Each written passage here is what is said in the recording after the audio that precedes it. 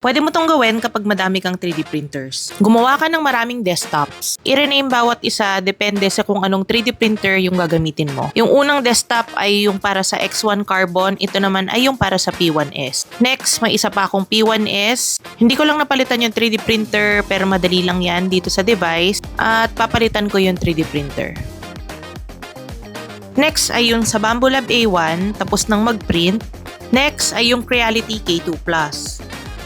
And then, yung high combo pero hindi ko pa siya ginagamit ngayon. Yung mga natitira ay para sa ibang applications na like Fusion 360 tapos yung browser. Windows 11 ang operating system ko. Para makapag-add ng desktop, pindutin yung window key plus tab. Pindutin itong new desktop para makagawa ng bago at i-rename ko siya, right click, papalitan ko yung pangalan.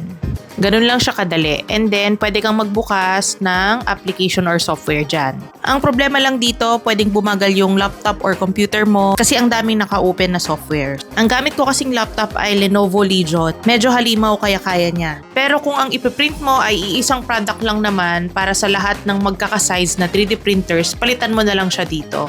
Hindi mo na kailangan gumawa ng iba't ibang desktops.